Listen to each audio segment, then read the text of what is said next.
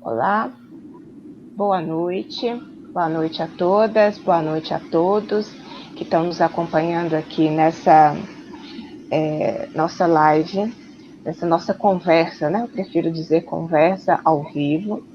Essa é uma conversa que eu não gostaria de fazê-la, mas diante da aprovação, tanto da PEC quanto do projeto de lei complementar, faz-se necessário, né, que as pessoas tenham um acesso rápido, didático às mudanças, e que impactos essas mudanças em relação à Previdência, que impacto isso terá na vida de cada um, de cada um.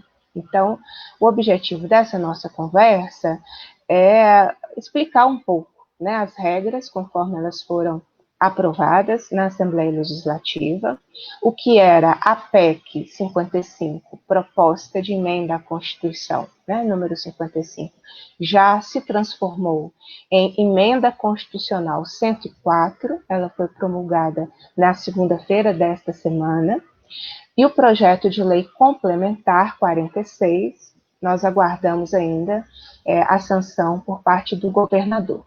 Mas como já foram votados, já foi votada a redação final, é possível já explicarmos, né, esses impactos na vida tanto dos servidores, de maneira geral, quanto também na vida das professoras e dos professores. E esse é o nosso objetivo hoje. Nós não vamos esgotar toda a expectativa, né, todas as dúvidas. Então, eu já assumo um compromisso prévio daquilo que nós não abordarmos hoje, nós faremos novo debate.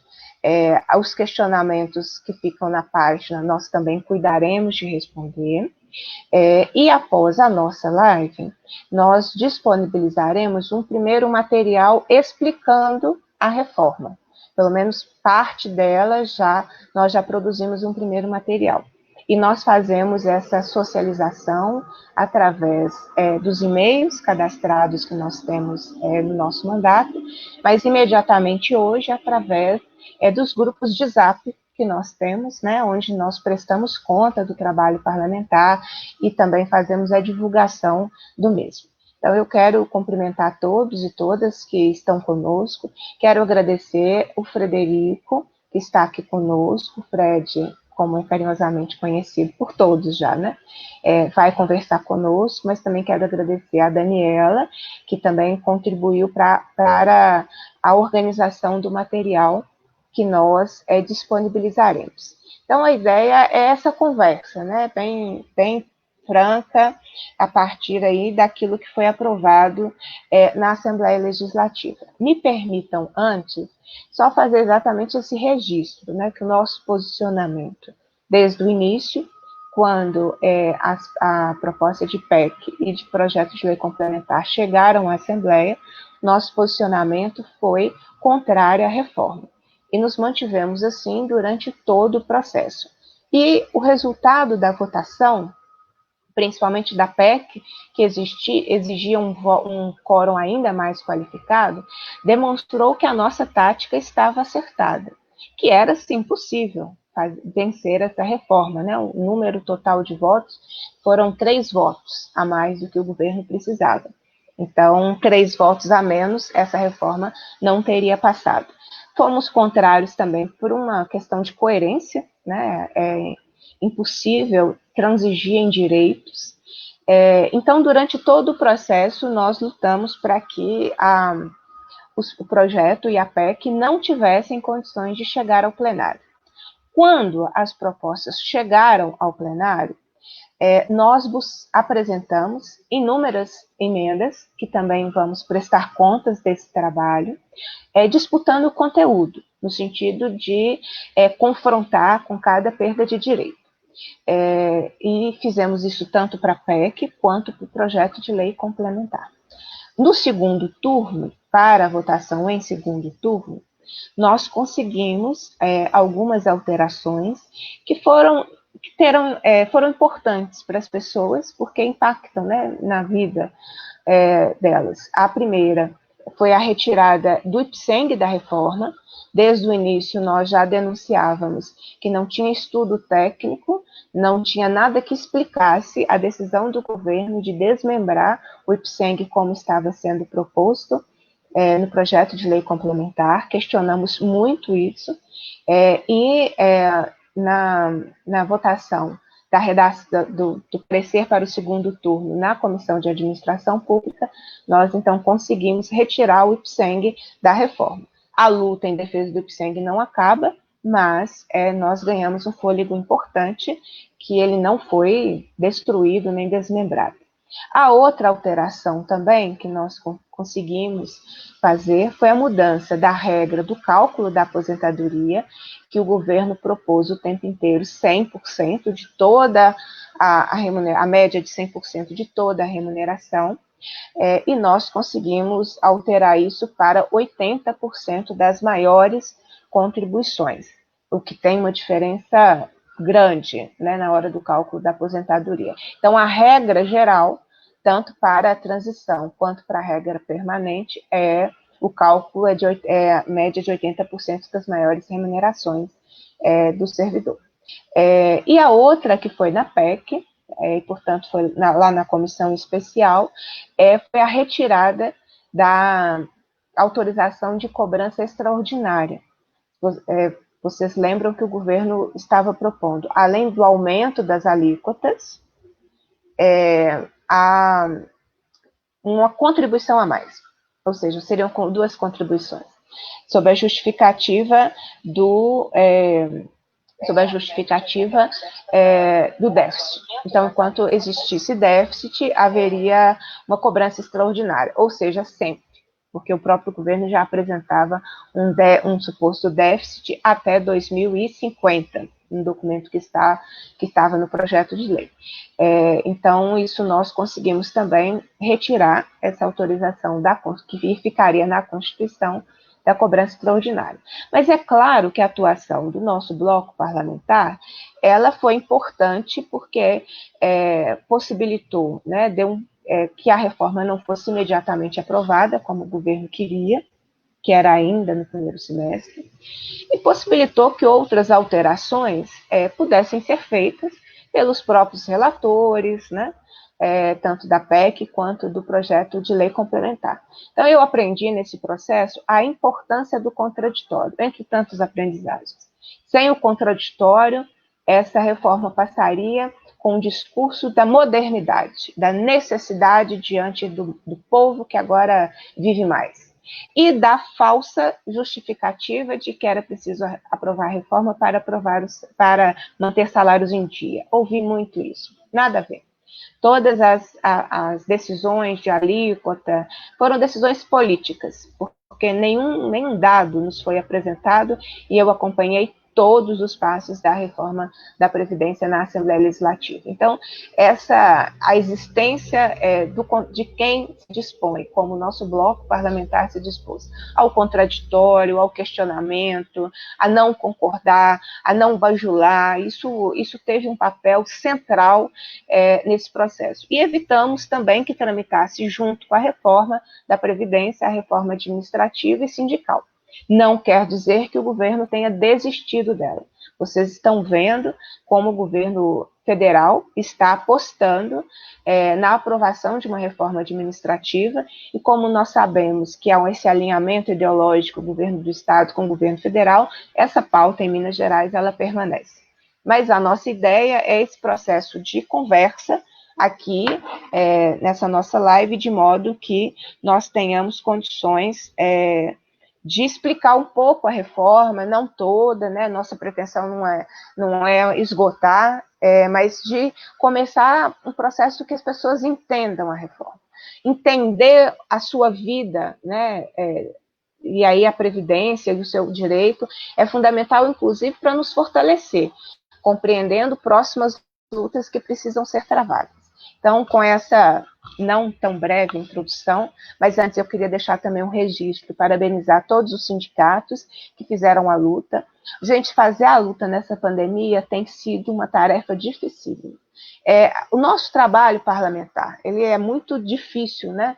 Durante essa pandemia. Fazer a luta sindical não é uma tarefa fácil nesse momento de pandemia, né? Nós viemos de junho a setembro, né? Então, durante tudo dentro da pandemia, com números que foram aumentando de contaminação, de mortes, e os sindicatos fazendo campanhas educativas, esclarecimento e as mobilizações dentro daquilo que era possível diante de uma pandemia.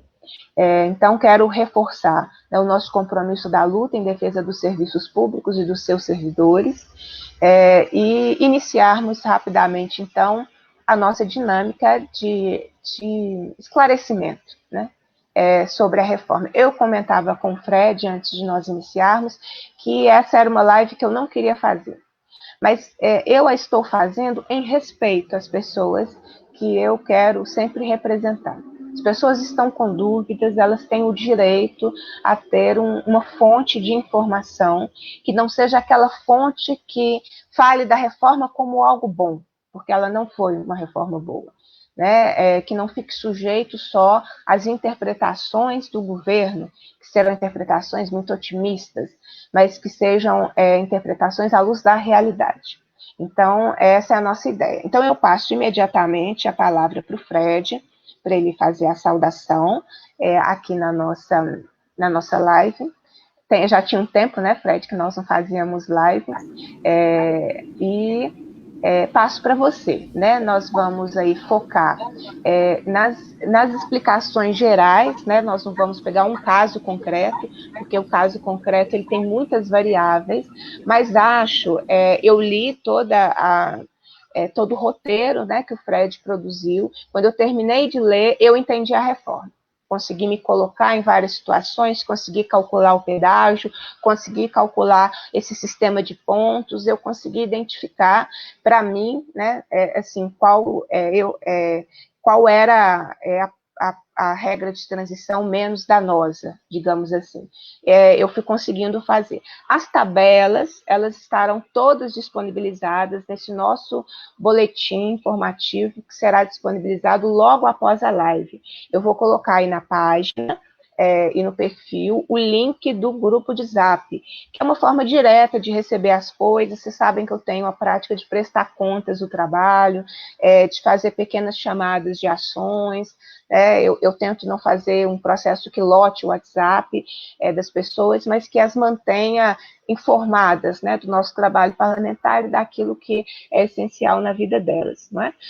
Então, logo após a nossa live, então, a gente vai aí disponibilizar esse primeiro material. Então, as tabelinhas, todas as duas regras de transição, aí tá vendo como eu já sei explicar, Fred? As duas regras de transição, a regra permanente, as tabelinhas de pontos, né, que faz parte de uma das regras de transição, vocês a receberão.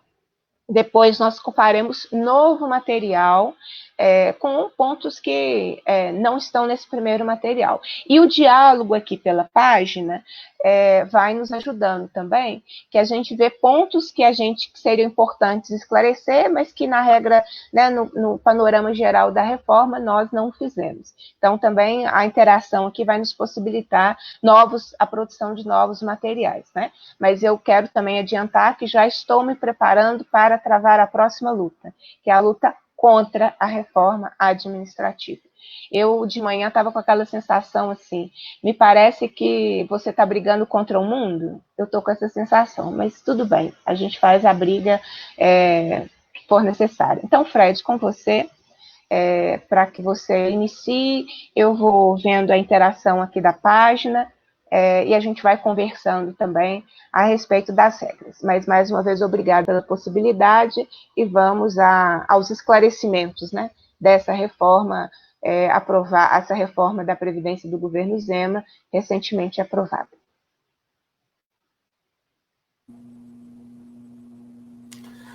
Bom, boa noite a todas as pessoas que estão aqui com a gente. Boa noite, Bia. É um prazer a gente voltar a fazer essas nossas discussões conjuntas, esse nosso trabalho de esclarecimento, de tirar dúvidas, de fazer com que as pessoas contribuir para que as pessoas entendam um pouco melhor o que está acontecendo. Então é muito bom. E essa forma agora, né, a live é um pouco a forma com que a gente tem. Eu acho que você, Bia, está explorando muito bem, mas é a forma com que a gente tem de debater com as pessoas.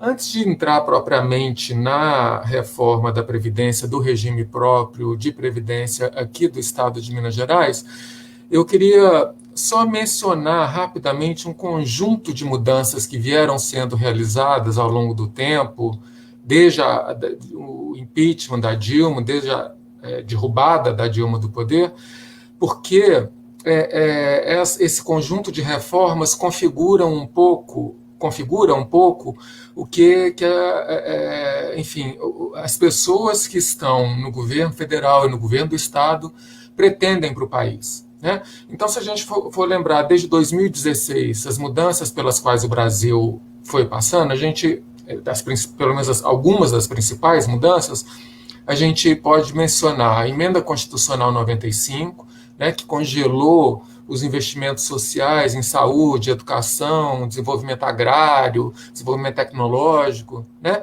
Então, que congelou por 20 anos o que se investia nas áreas das políticas públicas voltadas para a população e, ao mesmo tempo, preservou as despesas financeiras do Estado brasileiro. Então, isso foi a Emenda Constitucional 95. A gente teve a reforma trabalhista, que eu chamo, na verdade, de reforma antitrabalhista, que corroeu direitos sindicais e trabalhistas dos trabalhadores e das trabalhadoras da iniciativa privada, liberou a terceirização, o que tem impacto em contratação no serviço público, fez a reforma do ensino médio, fez a reforma da Previdência, do regime próprio da União e também a do INSS, ou seja, o regime geral, né? E a reforma do regime geral, ou seja, a reforma da Previdência do INSS, atinge os designados aqui no Estado, né? Mudou as regras de exploração do pré-sal e cortou as verbas que iriam financiar parte da educação e da saúde, né? Induziu a reforma da Previdência de estados e municípios, fez privatizações, agora, como a Bia já mencionou, está propondo a reforma tributária e a reforma administrativa, né? Além disso, no conjunto do que a gente chama de reforma trabalhista, eles tentaram viabilizar o que seria a carteira de trabalho verde-amarela, em que os trabalhadores e trabalhadoras têm muito menos direitos, propuseram a redução de jornada com redução de salário dos servidores e das servidoras públicos, né? Então, é um conjunto de mudanças que apontam no sentido de uma mudança brutal do Estado brasileiro e uma reversão dos direitos sociais conquistados com a Constituição Federal de 1988. Então, se a gente olhar para o passado recente do Brasil, né, de 2016 para cá, ou seja, em 4 anos, a quantidade de mudança, eu diria, mudança estrutural que foi promovida no Estado e qual é o sentido dessas mudanças, a gente vai ver que são mudanças que diminuem os direitos sociais, diminuem os direitos dos cidadãos e das cidadãs do país, e ataca o serviço público e os servidores. Né? A reforma administrativa, seja no governo federal, seja em âmbito do governo federal, seja no âmbito do governo do estado, é o próximo ponto da pauta, né? Como você, Bia, já bem lembrou, o governo Zema, ele mandou, junto com a proposta de reforma da Previdência, do regime próprio do Estado, uma proposta de reforma administrativa, e durante a tramitação na Assembleia Legislativa, conseguiu-se, então, separar, né, a reforma previdenciária e a reforma administrativa do Estado, discutiu-se, ocorreram algumas mudanças e foi aprovada a reforma previdenciária, e agora deve entrar na pauta a questão da reforma administrativa do Estado. E junto com isso a gente tem a proposta de reforma administrativa do governo federal, que pretende alcançar o fim da estabilidade no serviço público, promover a possibilidade de contratações precárias, o fim dos concursos para a maioria dos cargos, enfim, uma série de mudanças que, na verdade, complementam a reforma da Previdência no sentido de rebaixamento dos direitos dos servidores e das servidoras públicos e, consequentemente, no sentido de rebaixamento das políticas públicas promovidas pelo Estado brasileiro nos seus 3 níveis de poder, né? Então, esse é só um contexto geral do sentido de todas essas mudanças pelas quais a gente está passando no Brasil, e também um alerta, um chamado para a luta, né, para a disputa sobre a reforma administrativa, seja no âmbito do governo federal, seja no âmbito do governo estadual. Bom, a reforma encaminhada pelo governo Zema à Assembleia Legislativa, como você, Bia, já antecipou, ela tem dois braços legais, 2 instrumentos legais. Um era a proposta de emenda constitucional, que foi aprovada e já foi sancionada, e outro era uma proposta de lei complementar, que também já foi aprovada e se encontra ainda submetida à avaliação do governo estadual para sanção, né? Por que é importante falar isso? É importante falar isso porque os pontos que constam exclusivamente do PLC, né, da proposta de lei complementar, que depois de aprovada virou uma proposição de lei, esses pontos eles ainda não estão em vigor, né? Então, os pontos que estão exclusivamente só na proposta de lei complementar não estão em vigor. E eu chamo a atenção para 2 pontos, então, que não estão em vigor ainda, né? Que é o caso das pensões. Então, as mudanças de pensão, elas são feitas basicamente por lei complementar, e como essa lei ainda não foi sancionada, a mudança nas pensões ainda não estão valendo, né? E outro ponto que ainda não está valendo, porque está na lei complementar, é a mudança de alíquota. Então, esses 2 pontos ainda não estão em vigor. O que está em vigor é o que constava da emenda constitucional, que foi sancionada na segunda-feira, publicada no Minas Gerais, ou seja, no Diário Oficial do Estado, ontem. Então, elas valem a partir de ontem, né? Por que é importante mencionar isso de cara? Porque se uma pessoa adquiriu seus direitos de aposentadoria completos, né, pelas regras anteriores, na segunda-feira, né, ou seja, no dia 14 de setembro, ela garantiu para si aqueles requisitos previstos nas regras anteriores à emenda constitucional. E, por outro lado, como a gente já teve conhecimento, uma pessoa que, infelizmente, adquiriu ou tempo mínimo de contribuição ou idade mínima para aposentadoria, ontem ela já cai nas regras novas em vigor de acordo com a emenda constitucional, né?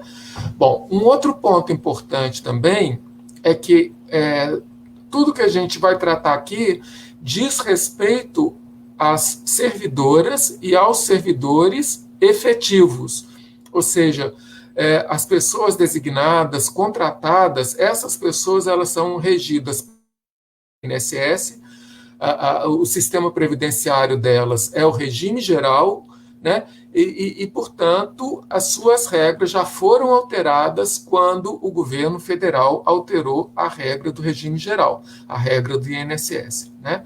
Então, a gente está tratando aqui de servidores e servidoras efetivos, né? Bom, o sentido geral da reforma do governo Zema é reduzir salários e proventos, ou seja, reduzir salários de quem está na ativa e reduzir os proventos e pensões de quem já é aposentado e pensionista, E como é que ele faz isso? Aumentando as alíquotas, né? O aumento das alíquotas, na verdade, eles significam que as pessoas vão receber um salário líquido menor, uma pensão, um valor líquido de pensão e de aposentadoria menores, caso elas recebam, nesse caso, né, de aposentados e pensionistas, caso eles recebam mais do que 3 salários mínimos, ou seja, mais do que R$ 3.135. Né? Todo aposentado e todo pensionista que recebe mais do que 3.135 vai passar a ter uma incidência de alíquota de contribuição previdenciária quando a proposição de lei complementar for sancionada pelo governador Zema. Então, o aumento de alíquotas, ele faz com que os salários líquidos e os proventos e as pensões líquidas sejam reduzidos. As pessoas recebem um valor de um rendimento menor. Bom, outras coisas que a reforma da Previdência faz é adiar a aposentadoria, né? Retarda o momento em que a pessoa pode se aposentar, seja porque aumenta o tempo de contribuição, ou porque aumenta a idade mínima, ou porque para a pessoa ganhar um pouquinho mais, ela vai ter que contribuir por mais tempo. Então, adia, retarda o momento da aposentadoria, e, por outro lado, reduz o valor dos benefícios que as pessoas vão passar a receber, né? Quando se aposentarem ou quando adquirirem o direito a ter a pensão. Então, reduz o valor da aposentadoria, do provento de aposentadoria, e reduz o valor das pensões. De novo, as pensões só vão ser alteradas quando entrar em vigor a proposição de lei complementar. Né? Bom, quais são as regras? Eu acho que eu vou começar a expor a regra de transição. Né? É importante que fique as duas regras de transição que a gente tem. Como você, Bia, já antecipou, uma das regras de transição é por meio de um sistema de pontos, né? E a outra regra de transição é por meio de um sistema de pagamento de pedágio. Eu vou explicar cada uma dessas duas regras. E por que eu vou começar por elas? Porque para as pessoas que já são servidores e servidoras efetivas, ou que já eram servidores e servidoras efetivos, na segunda-feira, dia 14 de setembro, para essas pessoas têm a chance de diminuir o seu prejuízo com essas regras de transição. Né? Ou seja, aquelas pessoas que na segunda-feira já eram efetivas no Estado, mas ainda não tinham completado a idade mínima ou não tinham completado o tempo mínimo de contribuição, essas pessoas podem tentar buscar regras menos duras para sua aposentadoria e para o cálculo do seu benefício por meio dessas regras de transição. Né? Bom, e como eu disse, as regras de transição são duas, né? E elas, vocês vão ver, é difícil a gente explicar, e eu recomendo que as pessoas leiam a cartilha, porque olhando o texto, olhando o papel, a tela do computador, do celular, eu acho que vai ficar mais fácil das pessoas entenderem a sua situação específica. Elas são, de fato, muito específicas para cada caso, porque elas levam em conta idade de cada pessoa, tempo que a pessoa tem de contribuição, e qual é a situação específica daquela pessoa para tentar ver em qual situação ela vai se enquadrar. Né? Mas, de modo muito concreto, cada pessoa que já era efetiva no dia 14 de setembro deste ano, ou seja, anteontem, né? Mas ainda não tinha tempo de contribuição mínimo requerido, nem idade mínima requerida, ela vai poder avaliar se para ela é melhor se aposentar pela regra de pontos, do sistema de pontos, ou se para ela é melhor se aposentar pela regra do sistema de pedágio, né? Nas avaliações, nas simulações iniciais que a gente fez, a gente viu que a regra de pedágio ela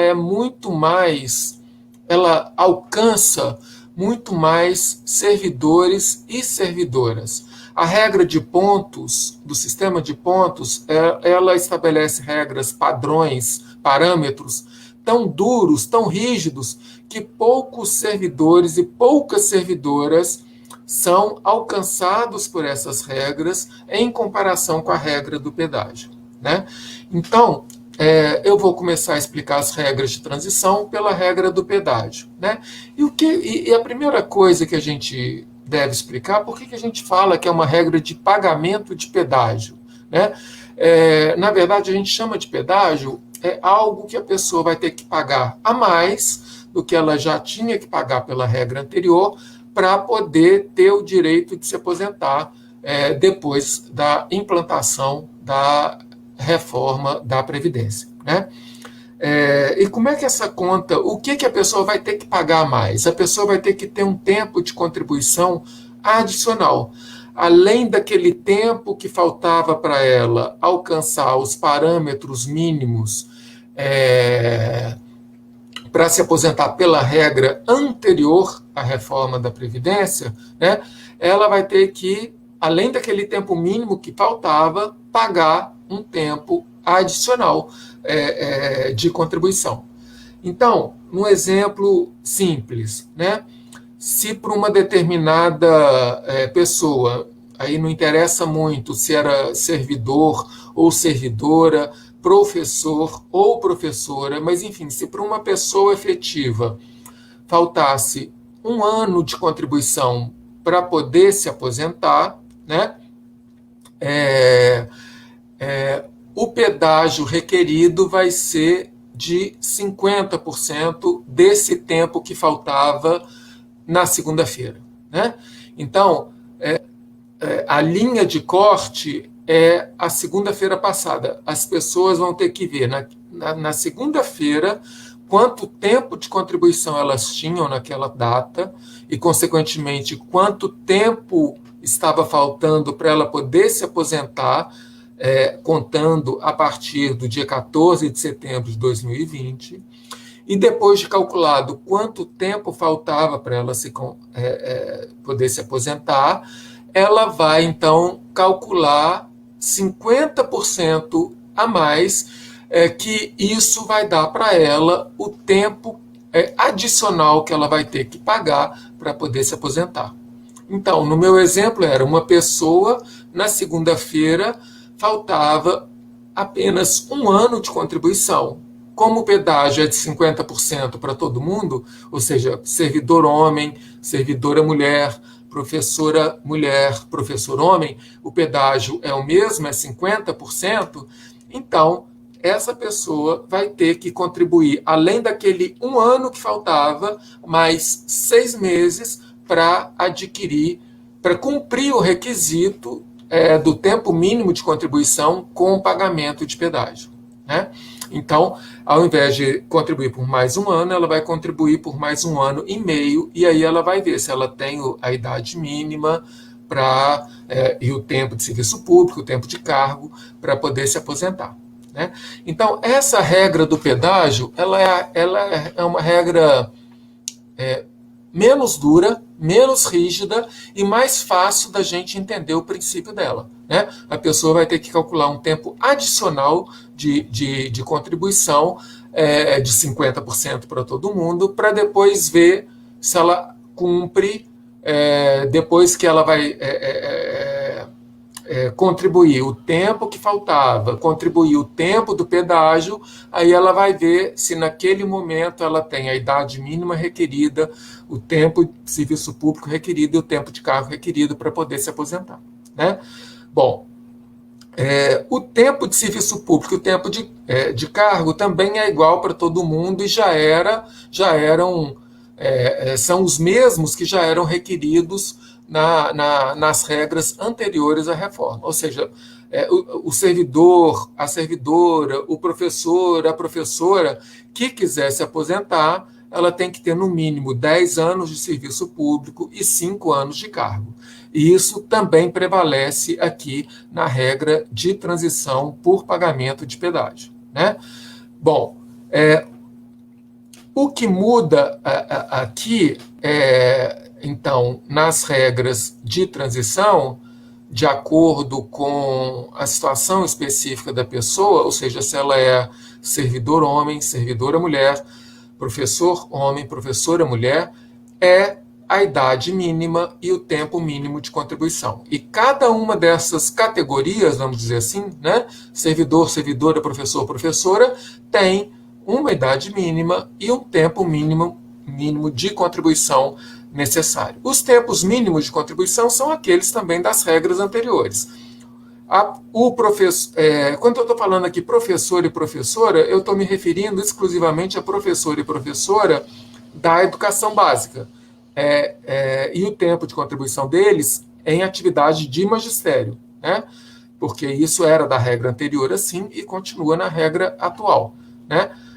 Então, professor universitário né, da UENG, da Unimontes, não entra nesse caso, e também um professor ou uma professora que tem um tempo que não é tempo de magistério, tempo de contribuição que não é tempo de magistério, não entra estrito sensu nessa regra aqui do tempo mínimo de contribuição. Esse tempo mínimo aqui de professor e de professora é tempo mínimo de contribuição no magistério, né? Bom, mas então, já que eu estou falando de professor e professora da educação básica, o tempo mínimo requerido, mesmo na regra de transição por pedágio da professora, são os 25 anos que já eram requeridos dela para poder se aposentar na regra anterior. Para o professor da educação básica do sexo masculino, são os mesmos 30 anos de contribuição mínima como professor para poder se aposentar, né?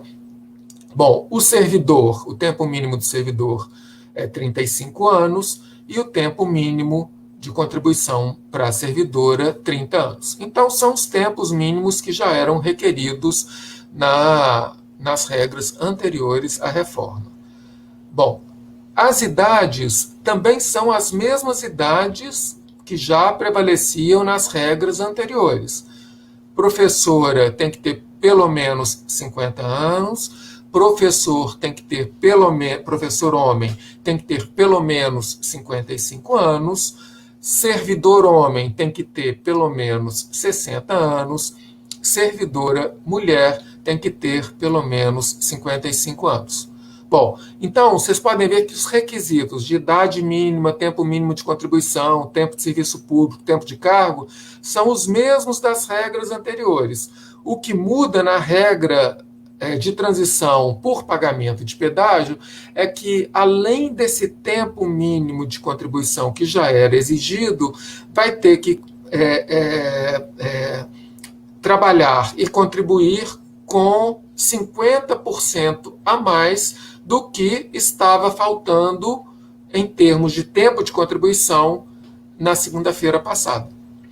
Então, vamos dizer um exemplo para ficar um pouquinho mais claro. Uma professora, eu vou escrevendo aqui para não falar bobagem. Uma professora que tinha 48 anos de idade na segunda-feira passada e 22 anos de contribuição como professora, essa professora, que na segunda-feira passada faltavam 3 anos de contribuição para atingir o tempo mínimo de contribuição requerido, né? Se ela tinha 22 anos de contribuição, faltavam para ela 3 anos de contribuição, né?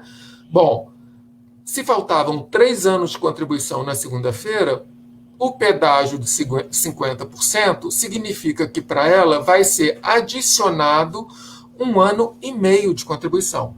Então, ela vai ter que contribuir não só os 3 anos de contribuição que já estavam faltando, mas mais 1 ano e meio de contribuição. Então, no total, ela vai ter que contribuir daqui para frente 4 anos e meio. Bom, Se ela hoje tem 48 anos, com 4 anos e meio a mais, ela vai ter 52 anos e meio quando ela tiver pago o pedágio que ela estava devendo, né?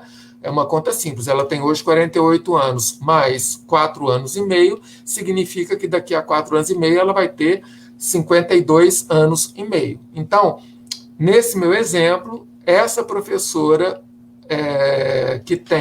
que tinha na segunda-feira passada 48 anos e 22 anos de contribuição, ela vai se aposentar daqui a 4 anos e meio, com 52 anos e meio e 26 anos e meio de contribuição, né? Então, essa é a regra do pedágio, né?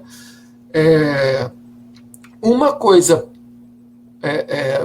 que reduz o dano para os servidores e para as servidoras é que todo servidor e toda servidora que se aposenta, que entrou antes de dezembro de 2003, né, e se aposentou pela regra do pedágio, esse servidor, essa servidora, esse professor, essa professora, ela garante o direito de se aposentar recebendo um provento igual à última remuneração.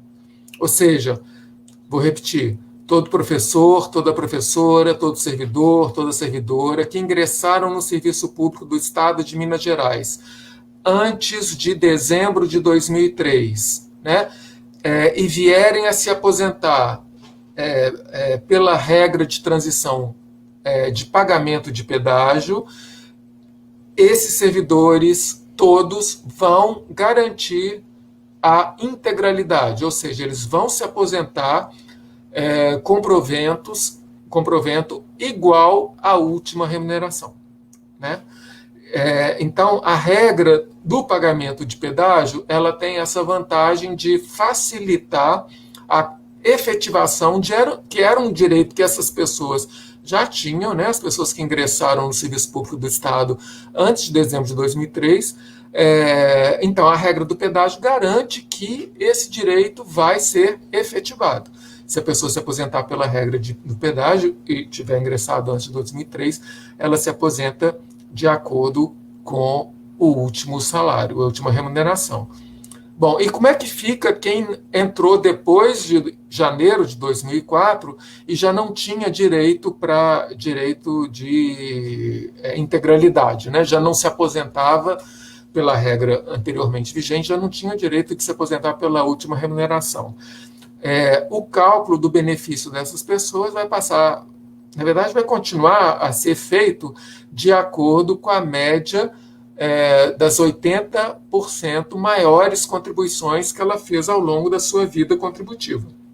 Para quem já estava no serviço público desde antes de julho de 1994, vai pegar todas as contribuições que essa pessoa fez desde julho de 1994, descartar, jogar fora as 20% menores remunerações, ou seja, só vai pegar as 80% maiores contribuições e calcular com base nessas 80% maiores remunerações o seu provento de aposentadoria. Então, de maneira nem tão sintética assim, essa é a regra do pedágio. Eu gastei um pouco mais de tempo na regra do pedágio, porque, como eu disse, pelo menos segundo as minhas avaliações iniciais, é essa regra que vai atingir um maior número de servidores, servidoras, professores, professoras, enfim, por isso que eu achei importante gastar um tempinho maior para explicar a regra de pagamento de transição para aposentadoria segundo pagamento de pedágio. A regra de pontos, ela não só é mais difícil de ser explicada, quanto, nas minhas avaliações iniciais, poucas pessoas vão ser atingidas por ela. E além de serem poucas as pessoas que vão ser atingidas por ela traz, essa regra de pontos traz poucos benefícios de redução de danos, né, em relação à regra geral, a regra nova criada pela emenda constitucional em relação à regra de transição por pedágio. Não sei se eu consegui me explicar. O que eu quero dizer é o seguinte, a regra de pontos ela é praticamente igual. Primeiro, ela pega pouca gente, né? Ela beneficia ou reduz os danos de pouca gente. Segundo, os resultados dela são muito parecidos com a regra de transição por pedágio e com a regra nova que foi criada agora pela emenda constitucional. Então, ela é uma regra difícil e que tem pouco impacto. Difícil de explicar e ela tem pouco impacto. Mas vamos tentar explicar. Bom, eu vou começar pela parte mais fácil. Os requisitos de tempo de serviço público e tempo de cargo também não mudaram. Nas regras de transição do sistema de pontos, ainda são 10 anos de serviço público, 5 anos de cargo para todo mundo. E eu estou chamando aqui de todo mundo servidor, servidora, professor, professora. E um alerta que eu tenho que fazer, que eu já devia ter feito e me esqueci, eu não estou falando de aposentadorias de pessoas com deficiência, nem de policiais civis, policiais legislativos, agentes penitenciários, agentes socioeducativos, porque esses grupos eles têm regras próprias e diferentes que eu nem vou tratar aqui nessa nossa live de hoje, né? Então, estou falando basicamente de servidor e servidora que não são policiais, nem agentes socioeducativos e penitenciários, e também não são pessoas com deficiência. E estou falando também de professor e de professora da educação básica, né? Bom, mas voltando então à regra de transição por pontos. Os dois primeiros requisitos, então, não mudam, eram requisitos que já existiam nas regras anteriores, que é o tempo de cargo e o tempo de serviço público, que são também os mesmos requisitos para a regra de transição por pagamento de pedágio. Ou seja, 10 anos de serviço público, 5 anos de cargo. Então, isso não mudou, né? O tempo mínimo de contribuição também são os tempos mínimos de contribuição que já vigoravam nas regras anteriores, né? Para servidora que não é professora, né? O tempo mínimo de contribuição na regra de pontos é de 30 anos, né? Então, ela tem que ter, no mínimo, 30 anos de contribuição. Para o servidor homem que não é professor, o mínimo de contribuição para ele é de 35 anos. Para a professora mulher, o tempo mínimo de contribuição é de 25 anos. Para o professor homem, o tempo mínimo de contribuição é de 30 anos. Então, também esses requisitos de tempo mínimo de contribuição são os mesmos requisitos que já vigoravam antes da reforma da Previdência, né? Ou seja, eram as regras que professor, professora, servidor, servidora já tinham que cumprir antes da reforma da Previdência. O que muda um pouquinho, e depois tem uma coisa que muda muito, mas o que muda um pouquinho é a idade mínima. Principalmente para os homens, sejam servidores, sejam professores, né? Mas também para a servidora e para a professora. Neste momento, e até final do ano que vem, a idade mínima de servidora para aposentadoria na regra de transição por pontos é de 55 anos. A partir de janeiro de 2022, a idade mínima nesta regra de transição para servidora passa a ser de 56 anos, né? Para o servidor homem, a idade mínima, a partir de agora, a partir de ontem, para ele poder se aposentar pela regra de pontos, é de 61 anos. Então, já aumentou um pouquinho, porque até então, até a reforma da Previdência, era 60 anos. Então, ele tem que ter, no mínimo, 61 anos para poder se aposentar desde ontem, né? E, a partir de janeiro de 2022, essa idade mínima para ele se aposentar nessa regra de transição passa a ser de 62 anos. Bom, para a professora, se aposentar na regra de pontos, ela tem que ter a idade mínima de 50 anos, que já era a exigência anterior, e isso até o final do ano que vem, até dezembro de 2021. A partir de janeiro de 2022, a idade mínima para aposentadoria na regra de transição por pontos passa a ser de 51 anos. Então, a professora que lá depois de 2022 quiser se aposentar na regra de pontos, ela vai ter que ter no mínimo 51 anos de idade. E por último, para o professor, também já é um pouquinho diferente da regra que vigorava até segunda-feira, para se aposentar por pontos, o professor da educação básica, hoje e até dezembro de 2021, tem que ter 56 anos de idade, né? E a partir de janeiro de 2022, ele vai ter que ter 57 anos de idade no mínimo, né? Bom, então, esses são os requisitos, e vocês podem estar pensando aí, bom, até aí não tem grande diferença em relação ao que a gente tinha até agora, né? Até agora era mais ou menos isso. Mudou para homem 1 ano a mais, né? Porque antes era servidor se aposentava com 60 anos e agora aqui estão cobrando 61 anos, e mudou para professor, que exigiam 55 anos e agora estão exigindo 56 anos. Só que eles criaram esse sistema de pontos, e aí o grau de exigência aumentou muito. Porque, e o que é o sistema de pontos? O sistema de pontos é a soma da idade com o tempo de contribuição.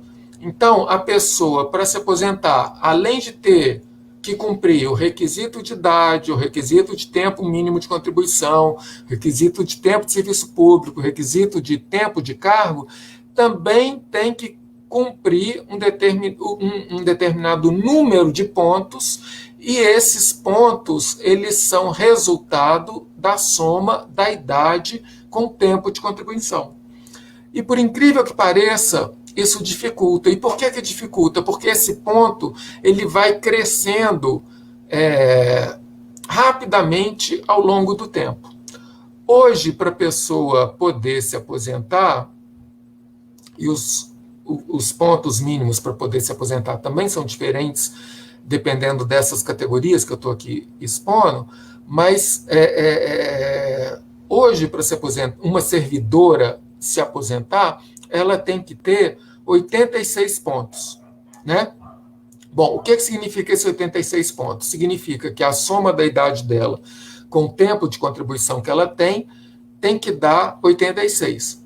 Então, para ficar num exemplo bem claro, e como é que não é tão simples assim, como é que essa regra de pontos é ruim. Vamos dizer que uma servidora hoje completou 55 anos de idade e hoje completou 30 anos de contribuição, né? Vamos dizer que no dia que ela fazia aniversário de 25 anos, ela foi efetivada no Estado, né? Então, ela entrou aos 25 anos, né? 30 anos atrás, então isso significa que ela tem hoje 30 anos de contribuição e 55 anos de idade. Na regra anterior, ela podia se aposentar. E provavelmente se aposentar, quer dizer, provavelmente não, ela certamente, né, ia se aposentar com o direito à integralidade, ou seja, ia se aposentar com direito à última remuneração, né, porque ela entrou antes de 2003. Bom, só que agora ela tem que ter 86 pontos, e quando a gente soma 30 anos de contribuição com 55 anos de idade, dá o ponto de 85. Então, ela não tem ainda 86 pontos e, portanto, ela não vai poder se aposentar por esse sistema, por essa regra de transição do sistema de pontos. Ela vai ter que esperar mais 1 ano, né? Porque só quando ela aumentar 1 ano de idade e 1 ano de tempo de contribuição que ela vai ter nova pontuação e ela vai poder ver, então, se os pontos que ela tem permitem a ela se aposentar por essa regra aqui agora, né? Então, esse é um sistema difícil, de regra muito rígida, né? E esse, como eu disse para vocês, no caso de servidor e de servidora, a pontuação mínima aumenta em 1 ponto a cada 1 ano e 3 meses, a partir de janeiro de 2021. Então, eu tenho que ser muito atento para falar certinho, mas se hoje a servidora tem que ter 86 pontos, a partir de abril de 2022 serão necessários 87 pontos para ela. Depois, a partir de julho de 2023, ela vai ter que ter 88 pontos e assim por diante. Os pontos vão crescendo ao longo do tempo. No caso de servidor e servidora, a cada 1 ano e 3 meses, aumenta 1 ponto, né? Bom, então, para a servidora, o mínimo necessário de pontos a serem atingidos é 86. E eu já expliquei para vocês porque é difícil para uma servidora que hoje completou os mínimos requeridos chegar nos 86. Ela vai ter que esperar mais 1 ano para poder se aposentar pela regra de pontos, né? Bom, para o servidor homem, ele tem que completar 97 pontos. E se a gente for ver, somar a idade mínima dele hoje requerida, 61 anos, com 35 anos de contribuição, 61 mais 35 dá 96. Então, o mesmo exemplo que eu dei antes.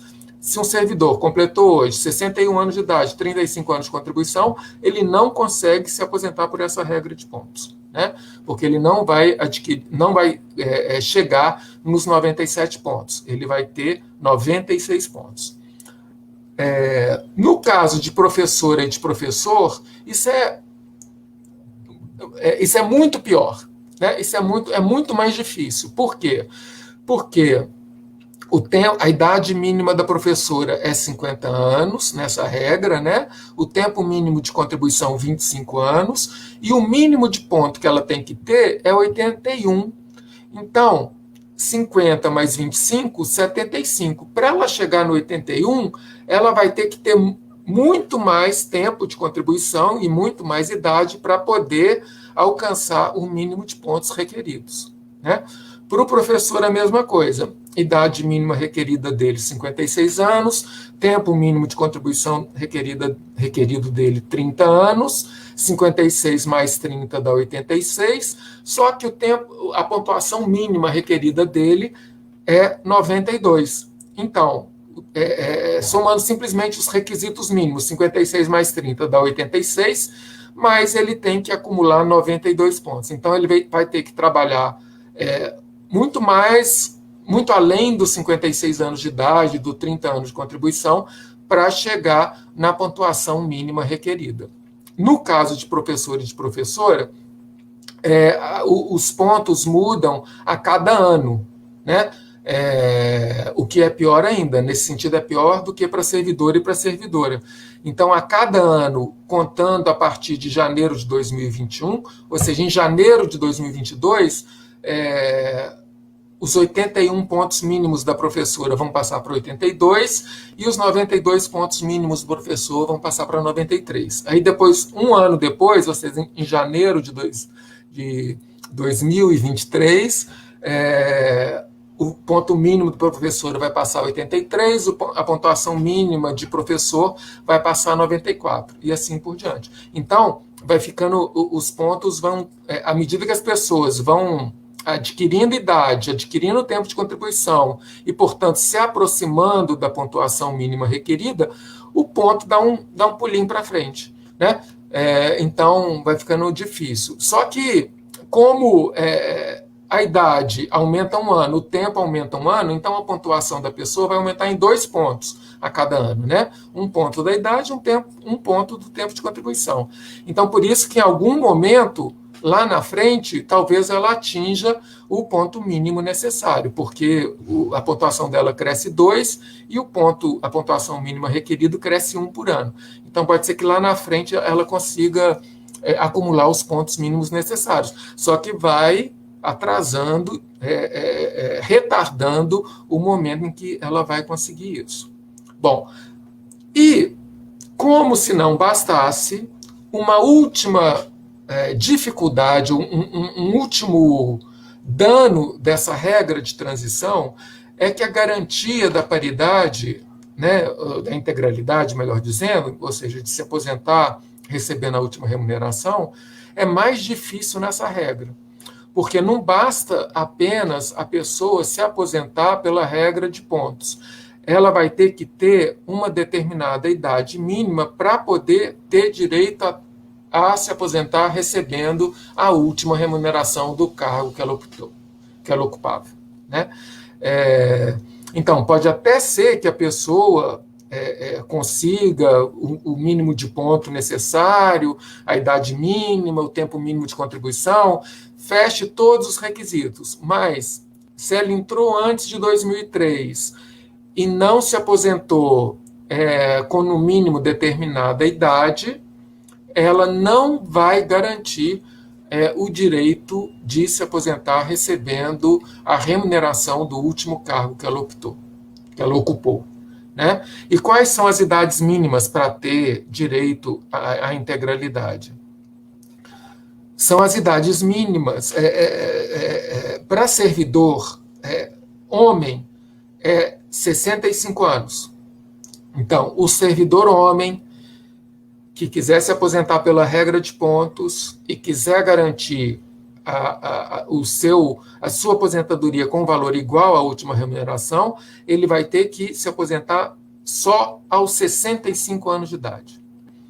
A servidora mulher que quiser garantir a integralidade, né, vai poder se aposentar apenas aos 60 anos de idade. O professor homem que quiser garantir a integralidade, ou seja, o direito de se aposentar recebendo a remuneração, um rendimento igual à sua última remuneração, vai ter que se aposentar aos 60 anos de idade. E a professora vai ter que se aposentar aos 55 anos de idade para garantir a integralidade. Então, essa regra de pontuação, ela é uma regra muito danosa, que, na verdade, não beneficia no sentido de reduzir a perda de quase ninguém. É muito mais fácil atingir a regra da aposentadoria pelo pagamento do pedágio, né? E ao se aposentar pela regra do pedágio, automaticamente, sem nenhum requisito extra, quem entrou no Serviço Público de Minas antes de 2003 já garante automaticamente a aposentadoria com rendimento igual ao último salário, né? Ao salário do último cargo que estava ocupando. Bom, mas na regra da pontuação, quem conseguir se aposentar com esse sistema de pontuação, mas não alcançar as idades mínimas requeridas, ou tiver ingressado no Serviço Público de Minas depois de 2003, ou seja, sem a garantia da paridade, da integralidade, essas pessoas vão se aposentar, então, com um benefício calculado com base na média das 80% maiores contribuições. Então, essas são as duas regras de transição, né? Eu não sei se vocês ainda têm capacidade de acompanhar o raciocínio, porque são muitos números, né? Muitas coisas que a gente fala, para a gente apresentar rapidamente as regras que foram criadas. Pois não, Bia? Antes de passar para a regra permanente, fazer algumas observações. A Catarina questiona a questão da MGPrev. Na verdade, Catarina, com as alterações que nós conseguimos na votação de segundo turno, a MGPrev ela é operacionalizada pelo IPSENG. Então, o IPSENG manteve a sua tarefa, né, a sua função do tripé, previdência, assistência e seguridade. Então, a instituição que cuida do fundo de previdência, ela é gerenciada, né? Ela é operacionalizada pelo IPSENG, tá bem? Então, esse é um ponto. Que, de fato, a atenção é necessária, porque o que eu observei durante toda a tramitação foi, de fato, uma caminhada para a privatização, né? A privatização do IPSENG com esse desmembramento, a privatização da Previdência Complementar, que ela deixa de ter natureza pública, né? Então, essas questões que nós estamos conversando, e aquilo que o governo não conseguiu avançar como queria, quer dizer que nós teremos que manter aí o sinal alerta. Em relação ao projeto de lei complementar 46, nós optamos por já fazer a live, porque, no máximo, até 6 de outubro, que é a data limite, o projeto será sancionado, né? Então, o que nós já vamos publicar, considerando a redação final aprovada do projeto de lei complementar, porque o governo tem um prazo de sanção, né? Então, mesmo aquilo que não está valendo hoje, valerá. Né? Então, por isso que nós optamos por fazer esse processo de diálogo com a apresentação das mudanças. Né? O governo tem um prazo e está no sistema da Assembleia que o prazo finaliza 6 de outubro. Ele pode fazer antes ou pode fazer até esse prazo. Várias pessoas estão perguntando aqui na página para quem aposenta neste ano. Se a pessoa só reuniu os requisitos, né, para se aposentar depois da promulgação da PEC, ou seja, depois de 14 de setembro, né, que foi a promulgação da PEC, já entra na reforma, né? Já entra na reforma, né? Não garantiu nenhum espaço de tempo em relação às novas regras. O espaço de tempo que terá quando sancionado o PLC são 90 dias para a vigência das alíquotas. É o único prazo que tem no que foi aprovado. O volume de perguntas é superior à nossa capacidade de responder. Então, aquilo que não for respondido, eu já coloco isso para a gente vai estabelecendo um diálogo. Nós temos centenas de comentários na live. Após a nossa live, várias questões, elas estão respondidas na cartilha que a gente fez. A cartilha está bem didática, todas as tabelas, essas questões que o Fred está citando, há tabelas de ponto até 2021, a partir de 2022, está por tabela, muito didático, tá bem? Então, assim, quando nós terminarmos, eu vou compartilhar um link para aqueles que não estão em nenhum grupo de Zap nosso, você entra e sai a hora que você quiser, né? Entra lá, é um lugar que a gente só compartilha informações do mandato. Eu não falo nem bom dia, exatamente para não encher ninguém, né? Quando eu tenho uma informação, eu vou lá e compartilho. Então, depois da live, a cartilha, porque o que eu acho importante? Acho importante todo mundo compreender as regras. Eu sempre, é uma coisa que eu aprendi desde o início do magistério, sempre busquei ler a regra, porque a gente tem que se aprender dessa informação, por mais que elas não sejam informações positivas, mas nós temos que saber das informações, até para que a gente também construa táticas de enfrentamento a ela, né? Assim, a jornada, ela não se encerrou. Nós, de fato, tivemos uma derrota, porque nós nos posicionamos contra a reforma, ela foi aprovada. Mas não quer dizer que é imutável, não quer dizer que a gente não tem que estabelecer nenhuma outra tática de enfrentamento às questões da Previdência, tá bem? Então, é importante que todo mundo compreenda essa reforma, e por isso a gente vai produzir não só o que será disponibilizado hoje, mas outros materiais, para que todo mundo tenha acesso de forma didática às informações. Algumas pessoas pediram o texto da reforma antes mesmo de ter sido promulgada, eu compartilhei, porque eu acho que é isso que nós temos que fazer, nós temos que ter as informações para formularmos a partir dela, inclusive as nossas próximas táticas de luta, tá bem? Eu quero cumprimentar, tem muitas cidades acompanhando, que significa que a live está cumprindo um papel importante, né? Me permitem mandar um abraço para a Sandra, do Sejusmig, que está aí nos acompanhando também, além de muita gente da educação, de vários pontos do nosso estado, que é um estado com uma dimensão enorme, nos acompanhando aqui.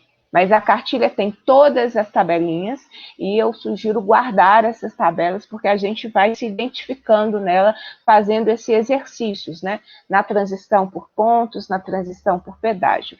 Algumas perguntas aqui também. Quem ingressou no Estado após o dia 14, então após a reforma, é na regra, na regra permanente, que é a que o Fred vai explicar. A transição, ela é exclusiva para quem era servidor efetivo até a promulgação da emenda constitucional. Tem também algumas perguntas, eu vi uma pergunta de uma auxiliar de serviços gerais. Essas regras que nós estamos explicando, ela é para o regime próprio de previdência do Estado. Então, eu me referenciei na auxiliar de serviços, porque, via de regra, nós temos pouquíssimos efetivos. Então, é preciso você identificar qual é o seu vínculo. Né? Essas regras que nós estamos nos detendo a explicar são as regras do regime próprio de previdência, que foram aprovadas em Minas Gerais, a partir, então, da PEC 55, do PLC 46, PEC que agora se transformou na emenda constitucional 104, tá bem? Fred tomou fôlego, agora nós vamos ouvir as regras permanentes. E também, gente, já fica o compromisso de nós fazermos nova live. O meu tempo é um tempo que está a serviço, né? A representatividade é estar a serviço. Então, nós podemos, na próxima semana também, fazer nova live, aprofundando aqueles temas que forem mais demandados aqui, nos questionamentos da página, ou fazendo um bate-pronto, pergunta e resposta, com situações concretas, acho que poderia ser isso. A gente pega situações concretas e vai respondendo. Então, já fica esse aí nosso compromisso. Aí nós vamos agora para as regras permanentes.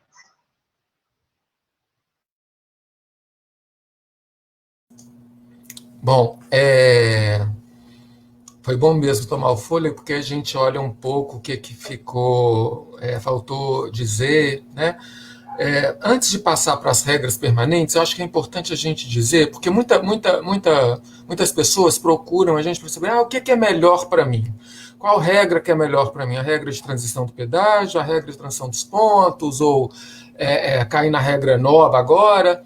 Bom, há situações, algumas vezes a gente consegue definir exatamente o que é melhor para a pessoa, né? Agora, em outras situações é mais difícil, porque em algumas situações, a pessoa pode se aposentar por uma determinada regra de transição, mas isso significa que o provento de aposentadoria dela vai ser menor, né? Enquanto, se ela trabalhasse e contribuísse um pouco mais, o provento dela, a aposentadoria dela, teria um valor um pouco maior. E aí, então, é um balanço que a gente não pode dizer a pessoa que vai ter que avaliar, né? Porque ela pode se aposentar agora ganhando menos, ou ela pode trabalhar um pouquinho mais para lá na frente ganhar um pouquinho melhor. Então, esse tipo de situação, eu acho que, enfim, para alguns casos, a gente vai observar, né? E aí a pessoa que vai ter que decidir o que para ela é melhor.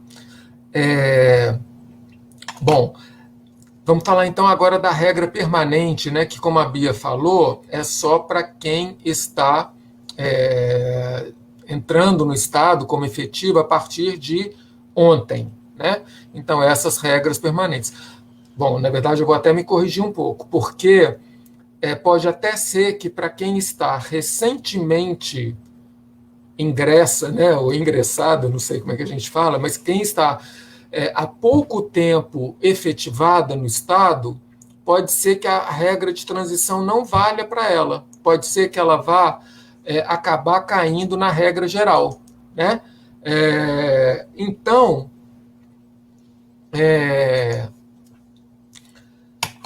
na verdade, isso que eu vou falar pode ser que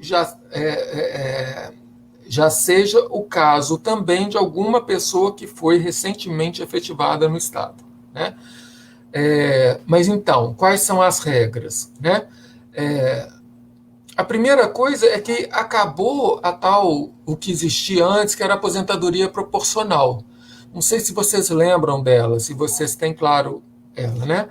Para aquele servidora, e aí nesse caso eu estou incluindo professor e professora também, né? Para aquele servidor ou servidora que chegasse, no caso de homem, aos 65 anos, e no caso de mulher, aos 60 anos, sem ter o tempo mínimo de contribuição, elas poderiam se aposentar nessas idades, né, mulheres 60, homens 65, de maneira proporcional ao tempo com que elas contribuíram, né?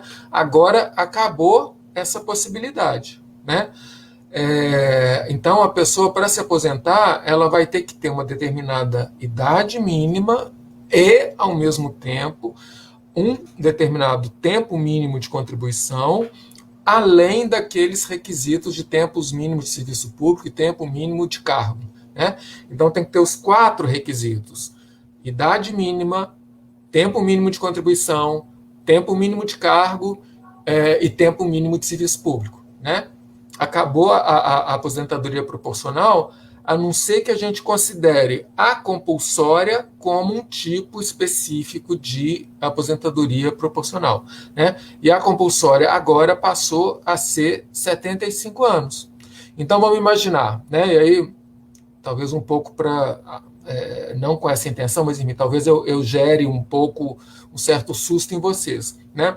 Um professor ou uma professora que não vai conseguir cumprir os requisitos mínimos de idade e de tempo de contribuição, eventualmente ele vai ser obrigado a trabalhar até os 75 anos, e quando chegar lá nos 75 anos vai ser aposentado proporcionalmente ao tempo de contribuição dele, né? Obviamente que, enfim, imagina uma pessoa de 75 anos em sala de aula, né? Seriam casos raríssimos e muito difíceis da gente ver. Mas, voltando, né? Então, na reforma, a gente passou a ter 3 tipos básicos de aposentadoria. Vou falar primeiro as mais fáceis, assim, do ponto de vista de explicação.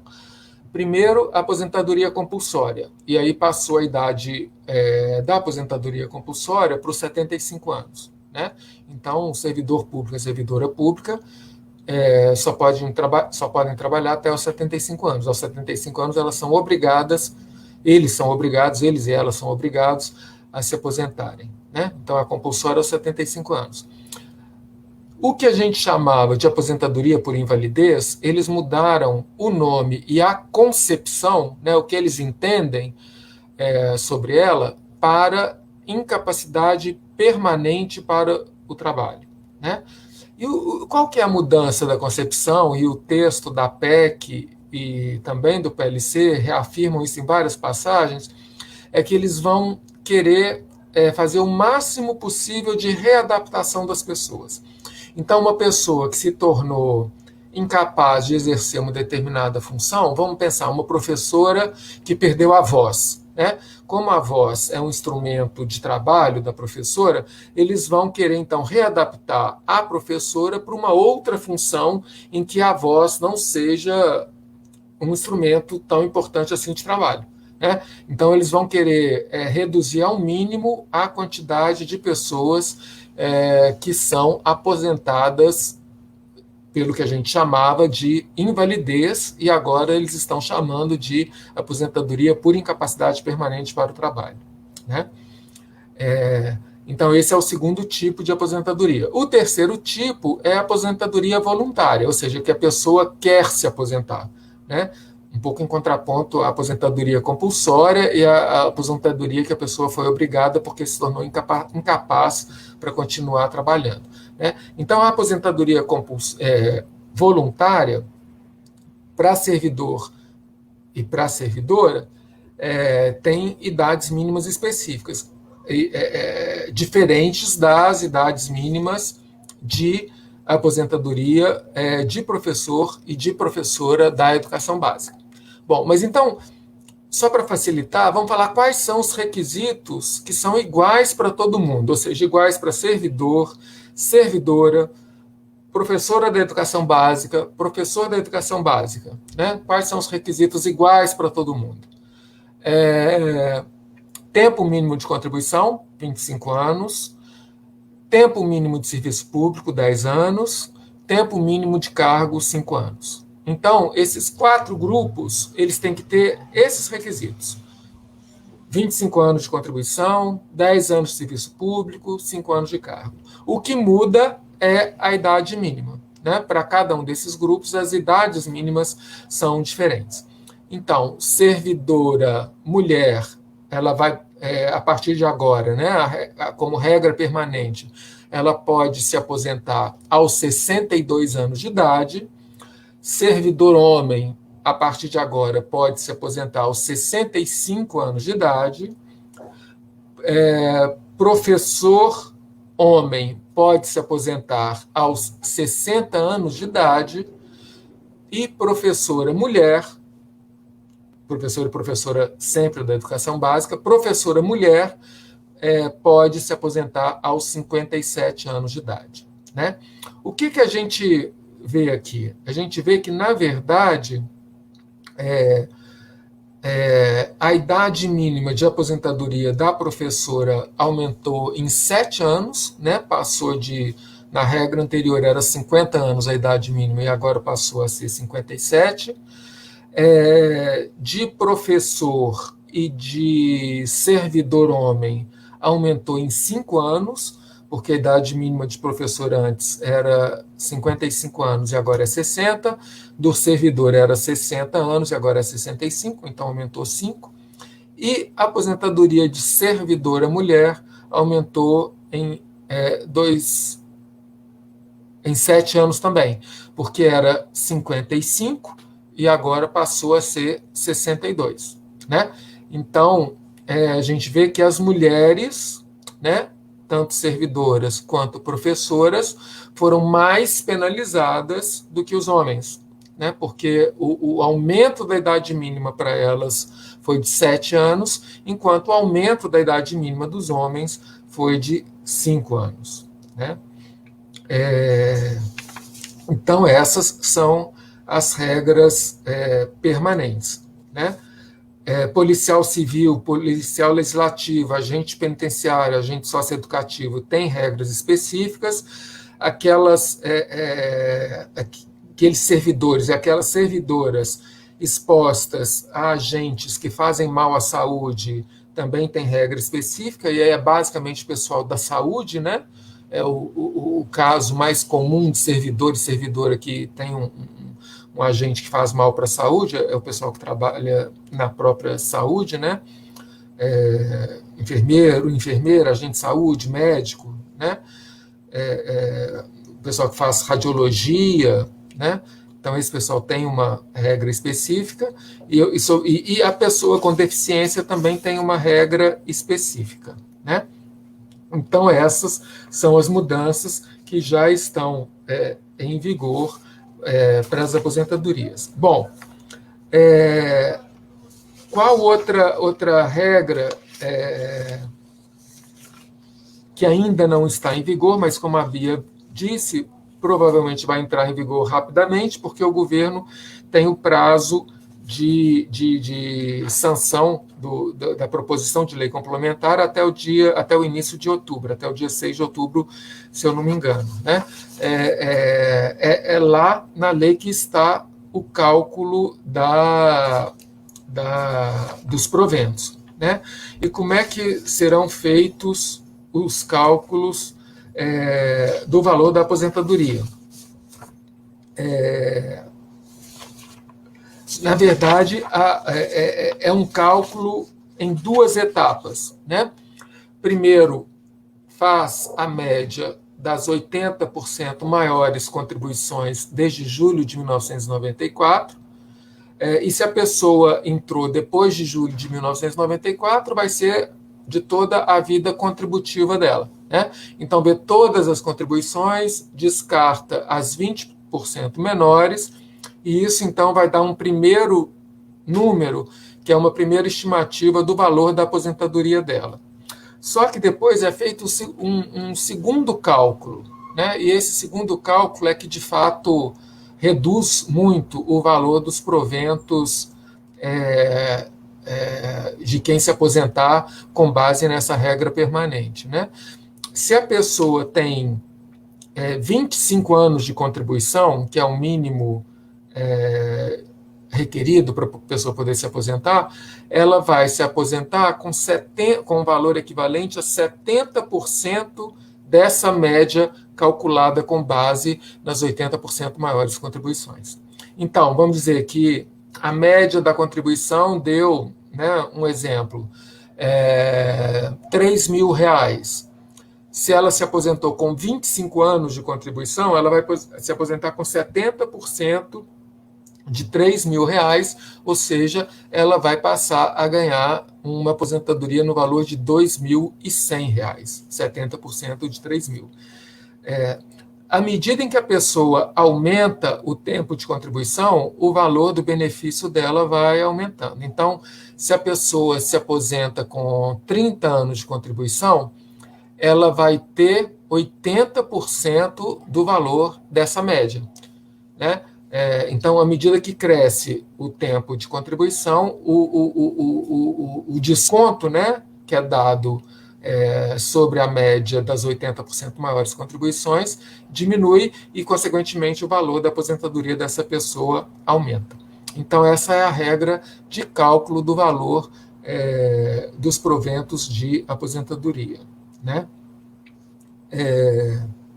Bom, e aí, claro, né, as categorias que ficaram com salários congelados aí na década de 2000, início da década de 2010, né, elas vão sofrer uma penalidade muito grande sobre o seu valor de aposentadoria, porque, por mais que descarte as 20% menores contribuições, algumas dessas contribuições eventualmente vão ser computadas e vão puxar o valor da média para baixo, e depois, em cima dessa média, ainda se joga essa taxa de desconto que depende de quanto tempo a pessoa contribuiu, né? Eu insisto, se a pessoa se aposentar pelo tempo mínimo de contribuição, os 25 anos, ela vai ter só 70% da média.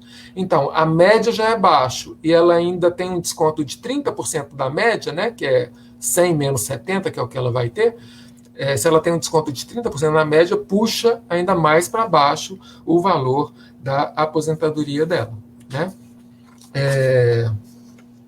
Bom, e aí, Bia, eu não sei se a gente já falou muito, se ainda pode entrar um pouquinho na discussão sobre as pensões, se a gente deixa para uma outra live a discussão das pensões e das alíquotas. Eu não sei se, enfim, se eu avanço agora ou se a gente para por aqui nesse momento e faz uma outra live. Por mim, eu continuo.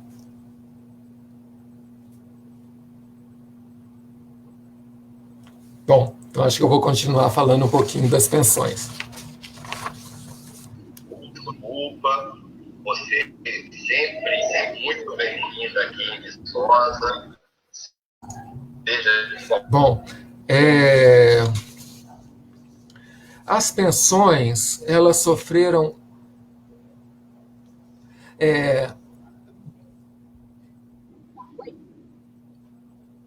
Oi. Eu tive uma dificuldade aqui de reativar a minha conexão. Eu dei uma caída. Eu só caio aqui, viu? Porque na Assembleia eu continuo firme fazendo toda a luta, tá bem? A minha dúvida é o seguinte, porque eu já falei das regras de aposentadoria e de como vai ser calculado os proventos, aí eu não sei se a gente avança para a discussão das pensões e das alíquotas ou se a gente deixa para uma outra live. Enfim, fica a sua decisão aí.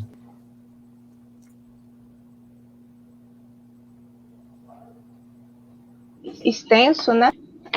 E é esse nosso compromisso de fazer uma dinâmica que possa retornando às demandas, né? Algumas observações só que eu queria fazer, e nós vamos dar um momento específico para o debate das pensões, que eu acho que merece, né? São muitas mudanças e acho que merece um processo específico. E nós vamos fazer uma nova live com um bate-pronto, perguntas e respostas, que nós vamos nos revezando para organizar. Tem algumas questões que é importante, a primeira delas é dizer isso. Nós optamos por já fazer a live, porque as reformas já foram aprovadas. Então, aquilo que ainda será sancionado já está aprovado na Assembleia Legislativa. Importante destacar algumas questões que foram perguntadas aqui na nossa página a apresentação era feita. Quem aposenta com a última remuneração, reafirmando, né, o questionamento que foi feito, então vou esclarecendo. Quem aposenta com a última remuneração é quem ingressou até 31 de dezembro de 2003 e tem direito à paridade.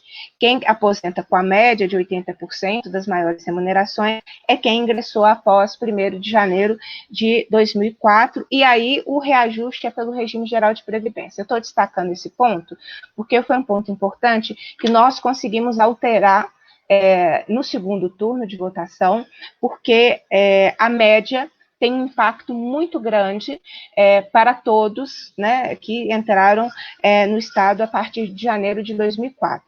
Então, o governo, a proposta do governo era a média de 100% de todas as remunerações, e nós conseguimos alterar para 80% das maiores, que é a metodologia que o Fred explicou, como é que se chega a esse processo. Então, esse é um ponto. Eu fiz uma rápida conversa com vários sindicatos na época tem 2 semanas, né? E isso tinha um forte impacto, a mudança de 100% para 80%. Então, resultado aí da luta coletiva, né?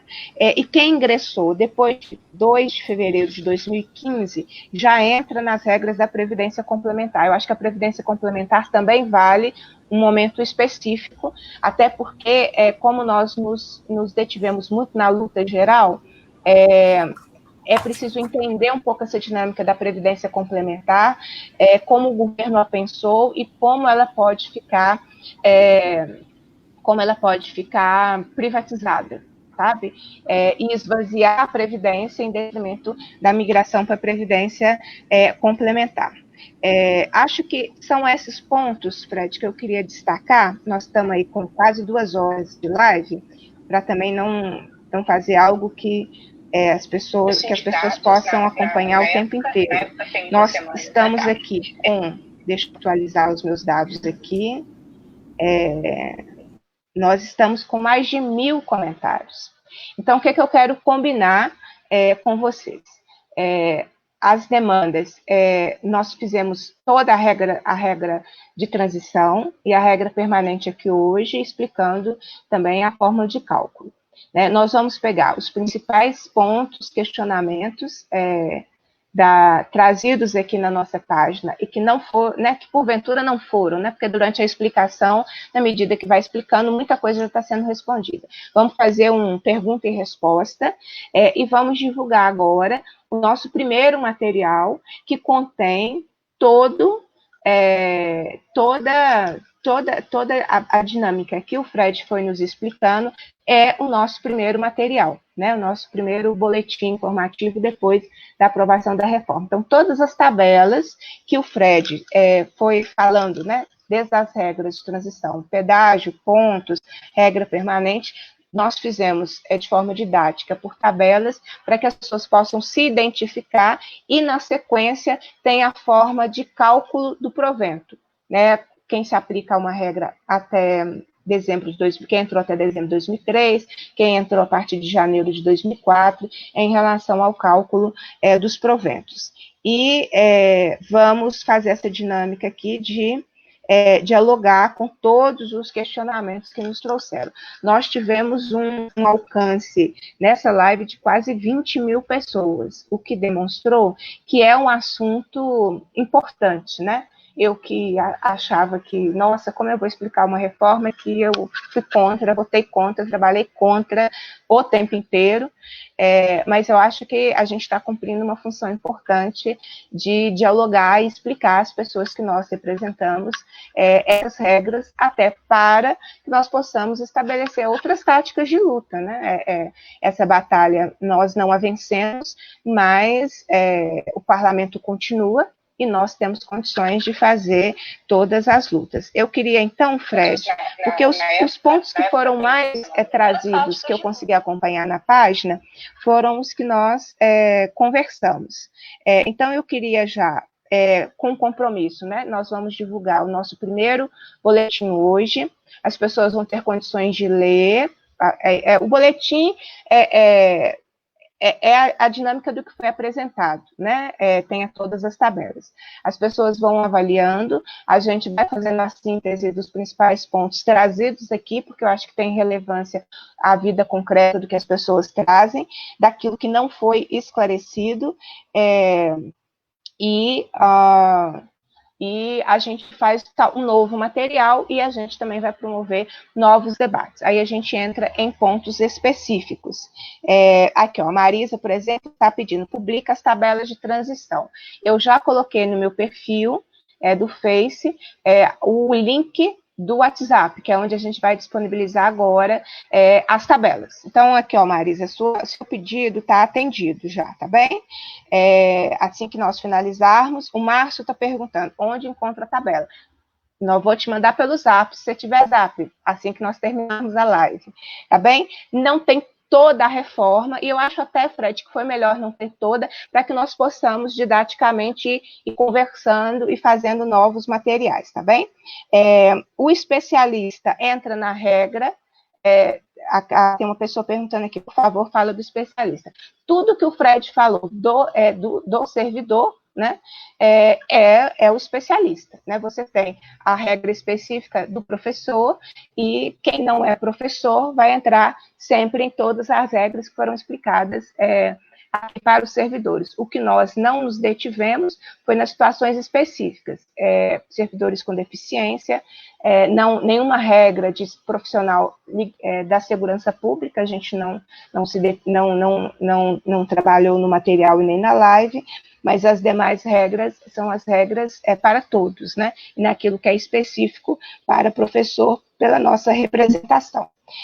Acho que é isso, Fred. Assim, eu acompanhei aqui a dinâmica das perguntas e eu vou fazendo a síntese para as novas publicações. Acho que a gente cumpriu bem a tarefa, a gente está com quase 1h40 de live. Cumprimos bem a tarefa, você segurou firme aí, é uma live extensa, complexa, né? Não é fácil debater esse assunto, né? É desafiador debater esse assunto, e regras muito complexas, né? E que nós fomos aqui dialogando. Eu vou te passar para as considerações finais, e na sequência a gente vai fazer aí a publicação do nosso primeiro material, que quando vocês receberem, fiquem à vontade para compartilhar nos grupos da escola, enfim, o que nos importa é que a informação chegue, que as pessoas compreendam, para que nós possamos, inclusive, como eu coloquei aqui na página, novas táticas de luta, quando a gente entende o que nós perdemos, né? É o que aconteceu também, a gente vai reorganizando novas táticas de luta. Passo para você, então, Fred, para as considerações finais. E aqui, ó, Fred, muita gente dizendo que foi muito, agradecendo, que a explicação foi muito boa, que foi importante. Exatamente, o Alexandre até me ajudou aqui. Quem não tiver Zap, quem disse que todo mundo é obrigado a ter Zap? Exatamente, Alexandre. Pode fazer o pedido mandando um e-mail para o e-mail do gabinete, que o Alexandre fez a gentileza de compartilhar. Agradeço, Alexandre. É dep, de deputada, dep.beatriz.cerqueira, meu Cerqueira é com C, @almg.gov.br, tá bem? Aí manda o e-mail que amanhã vocês também recebem esse nosso primeiro material, tá bom? Passo para você, Fred, para a gente fechar aí essa nossa conversa de hoje. Eu não gosto de live, não, gosto de conversa. Ótimo. Bom, primeiro eu queria agradecer, porque eu sinto falta de conversar com as pessoas, de, enfim, contribuir para o debate. Então, essa conversa, como a Bia disse, ela cobre um pouco parte dessa dificuldade. É óbvio que é muito melhor se a gente estivesse junto, né, naquele calor de alguns eventos em que a gente já esteve junto. Mas, enfim, essa é a forma que a gente tem agora, é o instrumento que a gente vai utilizar para enfrentar os desafios que estão colocados para a gente. Mas para mim foi muito bom estar aqui de novo com vocês. Espero que eu tenha conseguido esclarecer alguns pontos. Eu recomendo muito a leitura da cartilha. acho que a gente vai estar aqui mais vezes para comentar, para discutir outros pontos da reforma, e mesmo para aprofundar dúvidas que vocês tenham. E para finalizar, eu queria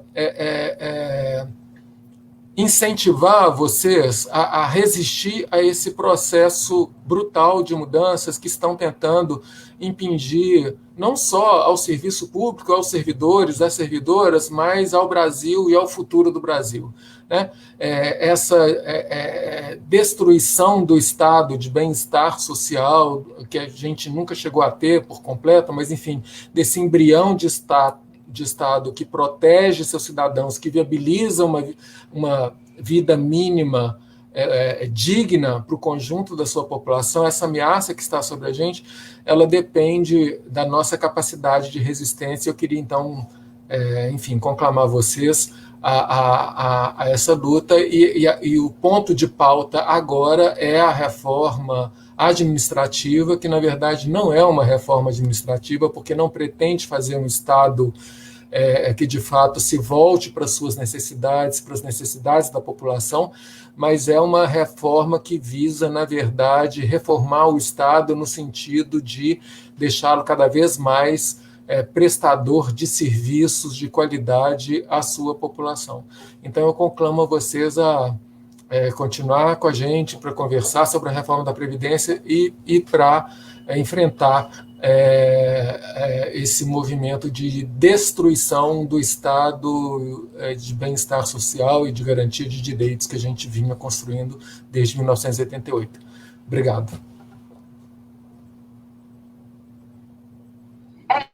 É isso, pessoal. Então, firmando o compromisso de que nós faremos um processo de esclarecimento, de produção de materiais em relação à reforma, mas com esse compromisso também que o Fred acabou de dizer, já nos preparando para o enfrentamento da reforma administrativa, tanto a do governo federal quanto a do governo do Estado, que o PLC e a PEC da reforma administrativa já estão na Assembleia. Né? Então, nós vamos, eu acho que é sempre o correto, nesse processo político que nós vivemos, é nos anteciparmos, não esperar a tramitação para a gente conversar sobre a reforma administrativa do Zeno. Então, nós também estamos aí nos organizando para esse rápido enfrentamento, esclarecendo o que é essa reforma, que até o nome está errado, né? Não é uma reforma, a reforma é algo que melhore, né? E uma reforma administrativa seria algo que melhorasse a administração pública. Não é o que está sendo proposto, é um processo específico de ataque aos servidores públicos, né? E nós precisamos impedir que esse ataque aconteça. Eu acredito muito nesse processo de luta coletiva, acredito que é possível derrotar pautas regressivas. A luta contra a reforma da Previdência nos mostrou isso. O governo não ganhou com um placar folgado, o que significa que ele teve suas dificuldades e significa que a nossa tática estava acertada. E o contraditório e todo o processo que nós fizemos, na verdade, com ela aprovada, acabou contribuindo para alterar vários pontos que, sem o nosso contraditório, não teriam sido alterados, porque o governo foi tentando tornar a reforma possível de apoios, aí vai fazendo alterações. Então, mesmo nós, que não lutamos, né, pela melhoria da reforma, nós lutamos contra, o nosso posicionamento foi essencial. Todos que agora se gabam de ter feito alguma coisa devem à nossa atuação parlamentar do Bloco Democracia e Luta, porque a nossa coerência possibilitou o contraditório e possibilitou desnudar, né, esse processo que estava sendo descrito como necessário, importante, moderno. Nada necessário, nem importante, nem moderno. Foi para tirar o salário da professora, eu costumo dizer. Não tirou dos 13 bilhões de isenções e renúncias de receita para tirar do salário da professora. Foi uma opção política. Então, a gente segue fazendo essa luta e todas as demais lutas que são necessárias e também focando na reforma administrativa. Fiquem atentos às nossas redes sociais, que por ela nós faremos o convite para as próximas atividades virtuais. Vamos aproveitar essa ferramenta que ela nos possibilita. Eu jamais encontraria com quase 20 mil pessoas num único momento. não é? E 20 mil pessoas jamais teriam a condição de deslocamento para um encontro. Então, vamos aproveitar essa ferramenta para colocá-la a nosso serviço, né, para as lutas que são necessárias. Então, agradeço a nossa equipe de comunicação, que fez aí, mais uma vez, a nossa operacional, operou, né, a nossa dinâmica para que tudo desse certo, a nossa equipe, né, tanto a equipe que trabalhou para que nós pudéssemos produzir o conteúdo de hoje, como trabalhou durante toda a reforma, no sentido da obstrução, que foi o meu trabalho parlamentar. A obstrução exigiu muita produção, para que nós pudéssemos fazê-la com conteúdo. Ninguém consegue ficar 10 horas obstruindo sem discutir o conteúdo, né? Então, eu deixo aqui o registro da gratidão a toda a equipe que trabalhou muito, incansavelmente, para esse trabalho. Um abraço para todas e todos, continuemos fazendo a luta, e agora eu vou compartilhar a cartilha que tem as tabelas, que tem toda a dinâmica que o Fred compartilhou conosco nessa noite, tá bem? Gratidão, Fred, muito obrigada. Sei quão complexo é explicar esse sistema que acabou de ser aprovado, mas eu acho que a tarefa foi importante, senão nós não teríamos tantas pessoas engajadas aqui nos acompanhando por quase 2 horas. Abraço no coração de vocês e até a nossa próxima atividade virtual.